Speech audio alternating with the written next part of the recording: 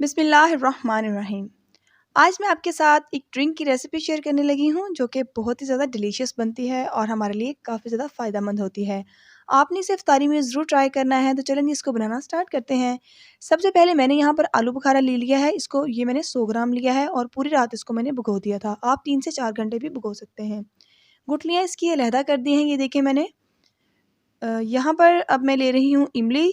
इमली मैंने ली है आलू बुखारे से डबल यानी कि 200 ग्राम।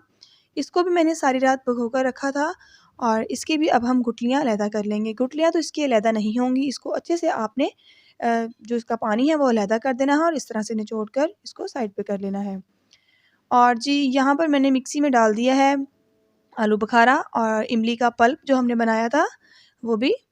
इन दोनों चीज़ों को ऐड करने के बाद आपने इसे अच्छे से ग्राइंड कर लेना है।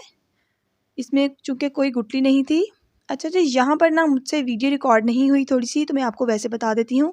चीनी मैंने ली है यहाँ पर 3 कप और पानी लिया है 7 कप। और जी इन दोनों चीज़ों को आपने ऐड करना है और दरमियानी आंच पर इसको अच्छे से पकाना है। इसको इतना पकाना है कि चीनी इसमें डिज़ॉल्व हो जाए। ये देखें बिल्कुल ऐसे जैसे मैं पका रही हूँ, आपने तेज़ आंच पे नहीं बनाना इसको, ठीक है? दरमियानी आंच पे ही पकाना है। ये ड्रिंक बहुत ही ज़्यादा डिलीशियस बनेगी, आपने इस रेसिपी का कोई भी पार्ट मिस नहीं करना। ये देखें जी, जब तक पानी डिज़ॉल्व नहीं होता हम क्या करेंगे, दूसरी तरफ जी जो हमने मिक्सी में ग्राइंड किया था अपना मिक्सचर, उसको एक छन्नी रखकर नीचे बाउल रखेंगे और उसे अच्छे से छान लेंगे। ये देखें इस तरह से, ताकि हमने गुठलियाँ तो निकाल ली थी लेकिन फिर भी जो एक्स्ट्रा इसका पल्प है जो, ये देखें इस तरह से इसको हम ज़ाया कर देंगे। और ये हमारे पास एक साफ़-सा इसका पेस्ट आ गया है इन दोनों चीज़ों का। इसको हम कर लेंगे साइड पे। और ये देखें जी माशाल्लाह से ये चीनी भी डिज़ॉल्व हो चुकी है यहाँ पर। और अब हम इसमें ऐड करेंगे ये जो हमने पल्प बनाया हुआ था इमली और आलू बुखारे का, इसको इसमें ऐड कर देना है आपने। ये देखें इस तरह से। अच्छा जी, इसको ऐड करने के बाद अब हम यहाँ पर इसको अच्छे से मिक्स कर लेंगे और दरमियानी आंच पर इसको पकाएंगे तकरीबन 10 से 12 मिनट के लिए।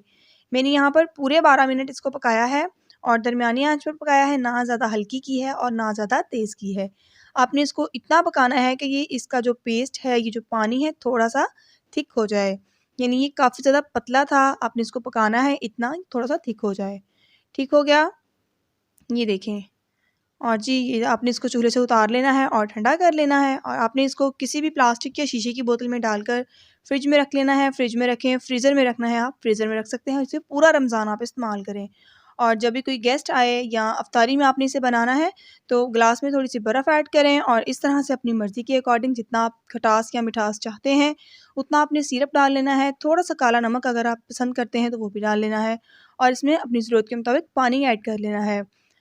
और जी यहाँ पर मैंने तुतमलंगी ली हैं जिसको हम बासिल सीड्स कहते हैं। ये देखें जी, ये भी मैंने भिगो कर रख ली थी। ये डाल लेंगे तो शरबत का ज़ायका और ज़्यादा अच्छा हो जाएगा। ये बहुत ही ज़्यादा मुफ़ीद होता है, आप इसको शाम के वक़्त यूज़ कर सकते हैं। आप इसे इफ्तारी में बनाएँ तो ये बहुत ही ज़्यादा कमाल का होता है और बहुत ही आपको फ़ायदा देता है। आप इसे शाम के वक़्त जब लॉन में बैठे हैं तब भी एन्जॉय कर सकते हैं, अपनी गेस्ट के साथ एन्जॉय